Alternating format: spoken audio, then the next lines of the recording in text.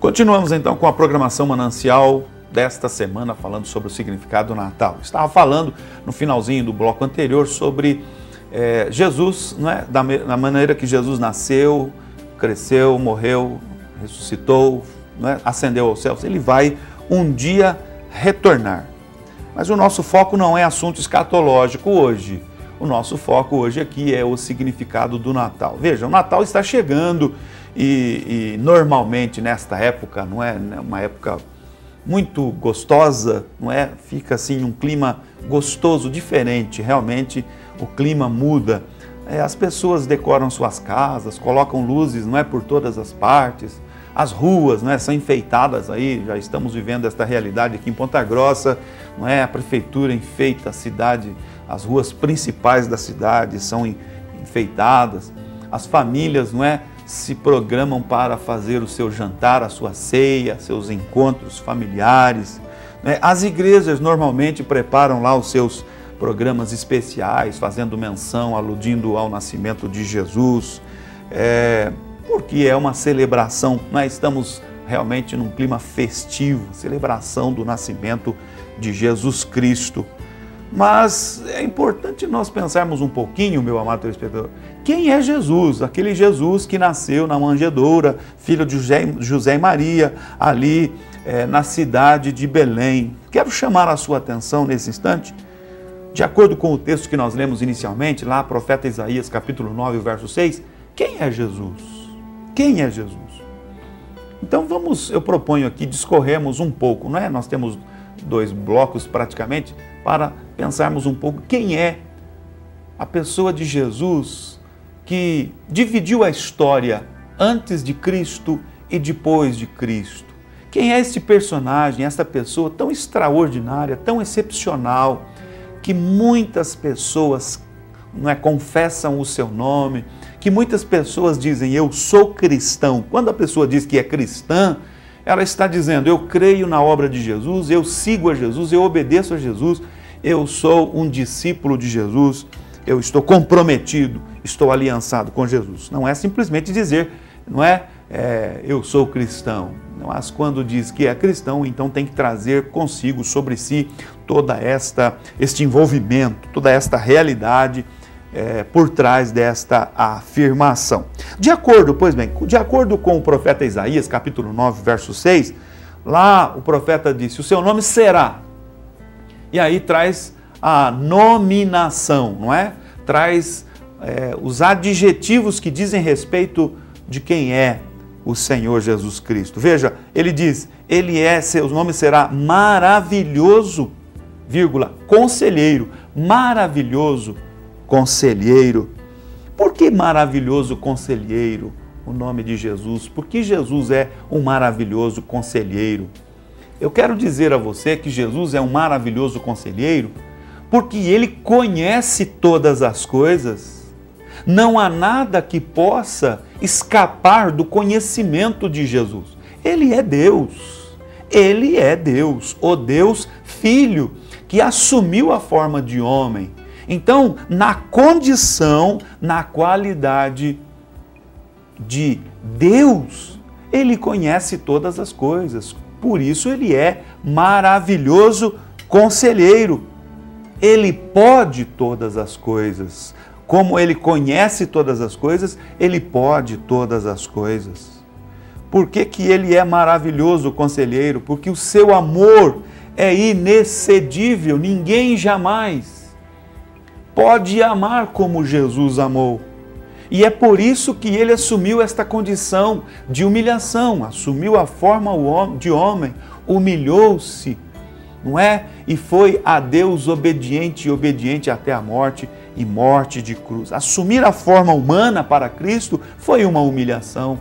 Imagina um Deus perfeito, um Deus eterno, um Deus soberano, assumir a forma de alguém limitado, não é? Humanamente falando, não é? O corpo físico, a carne de Jesus, se desfez lá no sepulcro, não é? Sofreu a humilhação da morte. Então, isso demonstra o seu grande amor. Por mais que nós possamos tentar dimensionar o amor de Deus expressado na pessoa de Jesus, ou o amor de Jesus Cristo, nós não vamos conseguir dimensionar. Ninguém, por mais que ame uma pessoa, não vamos conseguir, alcançar a dimensão do amor que Jesus Cristo demonstrou por nós, pecadores. Por isso, o seu nome é Maravilhoso Conselheiro.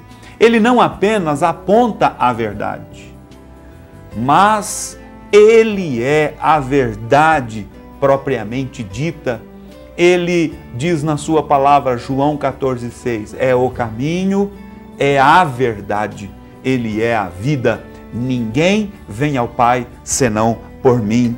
Ele não somente dá orientação aos homens. Veja, meu amado telespectador, que coisa extraordinária. Ele não apenas aponta ou orienta, olha, este é o caminho, você deve andar por ele. Mas diz a Bíblia que ele é o caminho. Eu sou o caminho, eu sou a verdade, eu sou a vida. Então, ele não somente é orientador, mas ele é o próprio caminho em quem devemos trilhar. Ele não somente nos traz consolo, mas ele é a paz. Ele não somente anima os desanimados, mas ele é a esperança. Veja o que Paulo diz escrevendo aos Colossenses capítulo 1, verso de número 27. Cristo em vós, esperança da glória. Que coisa extraordinária! Ele não apenas anima, dá ânimo ao desanimado, mas ele é a própria esperança. Ele não somente guia os cansados, mas ele dá vida. Ele não apenas guia os cansados pelos caminhos da vida, mas ele é a própria vida. Eu sou o caminho, a verdade e a vida. Então, quem é este Jesus que os homens, que as pessoas tanto comemoram e tanto falam nos dias, especialmente na época de dezembro, nos dias em que se convencionou comemorar a data do seu nascimento? Ele é o maravilhoso conselheiro, mas o profeta diz, ele também é Deus forte, ele é Deus forte, ele é o Deus criador de todas as coisas, sustentador, interventor, salvador, juiz.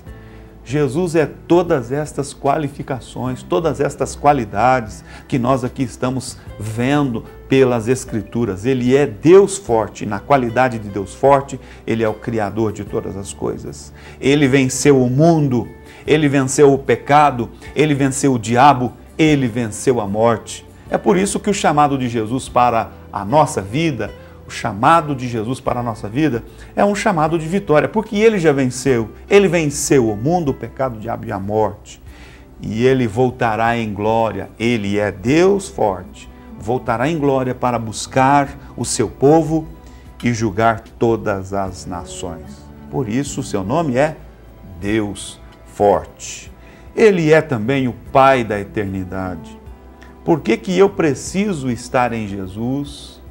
Porque a minha esperança em Jesus não se resume apenas nesta vida, que tem a duração de cerca de 70 anos, conforme lá no Salmo de número 90, ali em torno do verso de número 7, 8, 9, 10, mais ou menos por ali, a Bíblia diz que a duração da nossa vida é de 70 anos, alguns chegam a 80 anos, porque Ele não é a nossa esperança apenas para esta vida, mas eu estando em Jesus Cristo, vivendo em Jesus Cristo, a minha esperança também transcende para toda a eternidade. Ele é o Pai da eternidade. Ele é o Pai da eternidade.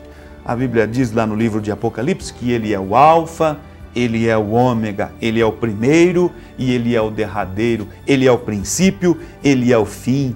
Ele não foi criado, Ele não é um personagem que alguém criou, não é? Mas Ele é o Deus Criador de todas as coisas. O seu trono na eternidade está revestido de glória e majestade. Diante dele os céus se curvam, se prostram, anjos, arcanjos, serafins, querubins, não é? Diante dele toda a terra se prostra. A Bíblia diz, ainda que hoje alguns não o reconheçam como Senhor, mas nas palavras de Paulo, o apóstolo, diz lá Paulo escrevendo aos Filipenses que todo joelho haverá de se dobrar e toda a língua haverá de confessar que Ele é o Senhor, que Jesus Cristo é o Senhor. Está entronizado acima dos querubins. Ele sempre existiu com o Pai